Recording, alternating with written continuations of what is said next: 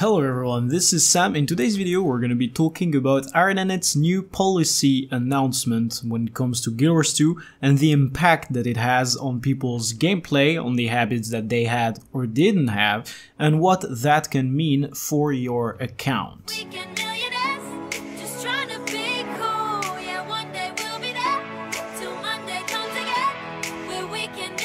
So we will be talking about the following 4 subjects when it comes to the new policy announcements from ArenaNet. We're going to be talking about dual or multi-boxing, third-party programs, the buying and selling of runs, and finally macros and their usage. So first of all, to talk about dual or multi-boxing, is it allowed? The general message would be yes, you may own and operate several accounts at once, but some elements must be followed, although they can be summed up as you must play and control your accounts independently and only do so in PvE. If you want to go deeper into the details when it comes to that new policy, you must attend the account at all times. That means that if a game master contacts you, you must be able to answer it, otherwise you risk being flagged as a bot. Second, you cannot use macros that either make a keystroke affect multiple accounts or allow one keystroke to perform multiple actions on one or multiple accounts. Of course, the last point would be that you are not allowed to do any form of botting.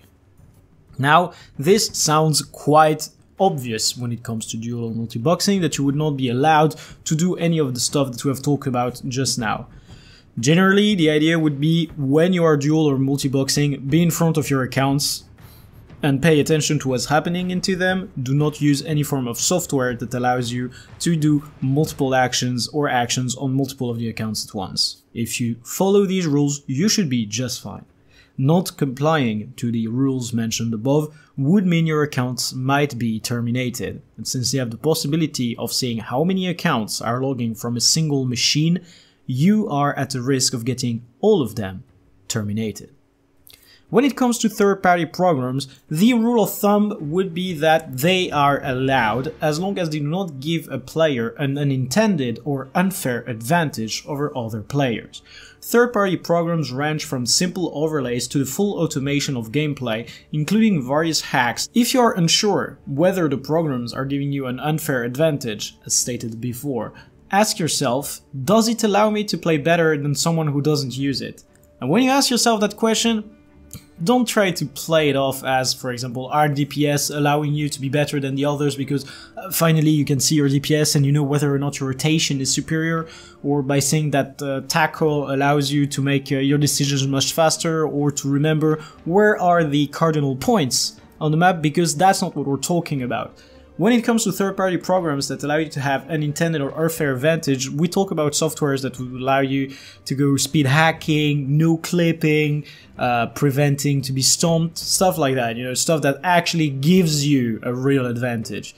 If the only thing, the overlay you're using, is allowing you to see your DPS and the DPS of others, you're not really getting an unfair advantage right there.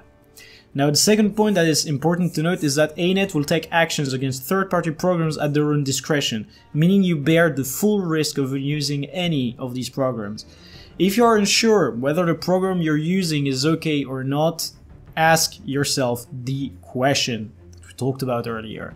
This is a serious matter because you may get banned for using hacks or software that is very borderline. ArenaNet looks often at the software that is being made available or being distributed, and they will take action, as has been proven before with the ban wave from a few months back. Now, when it comes to the buying and selling of runs, is it allowed? Actually, yes, the time of recognition has arrived. The buying and selling of runs is allowed. However, ArenaNet has seen that some shady things have been happening, and while buying and selling is okay, these shady things, they definitely aren't. If we go into more details, one thing that should have been obvious from the get-go, but apparently wasn't, was that you do not share accounts.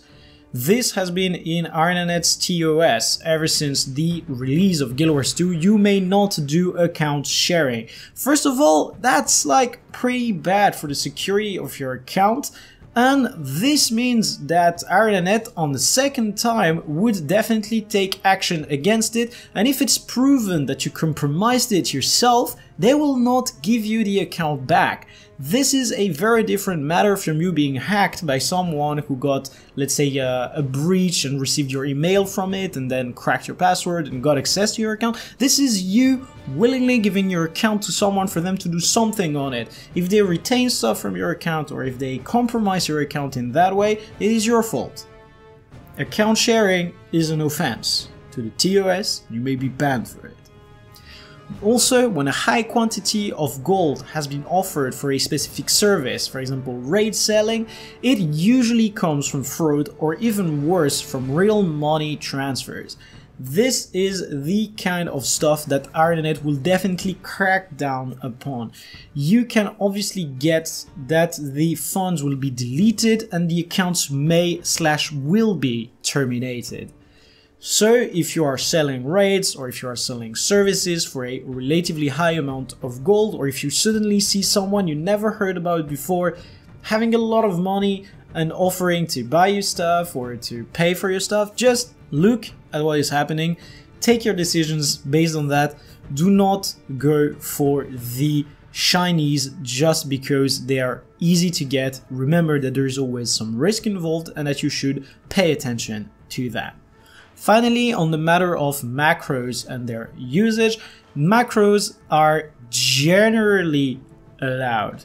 It is said by ArenaNet on their website, and that's actually something that has changed from the previous policies quite a lot, that attended use of macros is allowed as long as it's not exploitative and does not provide an unfair advantage. Once again, that term of unfair advantage might seem a little bit obscure, but we're gonna go a bit more into detail so that you can see whether or not your macros or your usage of macro falls within that point or not.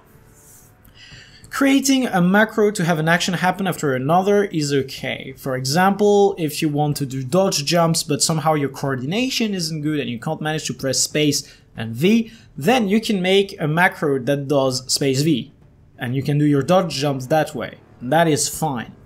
Using a macro tool such as an auto clicker is also okay. For example, some people are opening a lot of bags and a lot of stacks but do not have enough space in their inventory, and as such having an auto clicker on top of the open or salvage stack is pretty good. Now, music macros have also been said to be okay, and that's where the line is drawn. That's literally where everything ends. The above mentioned, that's fine. What I'm going to talk about afterwards is definitely not fine and will result in the termination of your account at worst. Using macros to automate actions on multiple accounts. We mentioned that earlier, right at the start. That's not okay. Still not okay. Nothing has changed in the past 8 minutes. Second point, no macros that run while you don't actively use the computer. So if your idea was, I'm gonna set up something that's gonna salvage the items in my inventory or extract some runes in my inventory while I go take a dump, that doesn't work either. You must actively be at your computer as you use the macros. That's what it means to have attended use of macros. Using skill chaining macros in competitive environments isn't okay. For example, if you made a macro that allowed you to do about face, sword to unranger, about face, sword to unranger again, that's not okay. That's actually an unfair advantage because some people have otherwise to use their hands for it, and that's a competitive environment. ArenaNet does not want you to use the automation of skills or the chaining of skills in order to get that sort of unfair advantage. You know, if you're not in plat, probably means you didn't belong in it anyways. Don't cheat. No macros to AAK farm either. That's akin to botting, my man. You can get banned for this. Don't do that. And with this, we have covered all the new points of the policies that were highlighted on the ArenaNet forums. I hope that you guys have gotten something useful out of this video, and that if some points were appearing to be a little bit obscure to you, I managed to shed a little bit of light onto them. Of course, I am not from ArenaNet. I am just an ArenaNet partner, and my word isn't theirs. I am just reading what has been written on the website, and I am offering an analysis of it based on my personal experience and the history of the stuff that I've known to be okay or not okay on the forums on an individual basis. Now the video is over, and if you guys want to have a little bit more of that content, you're more than welcome to join my Discord. The link is under the video. Follow me on social media, the link is exactly at the same spot. Or who knows, just like the video, leave a comment, chat a bit with us. It would be amazing.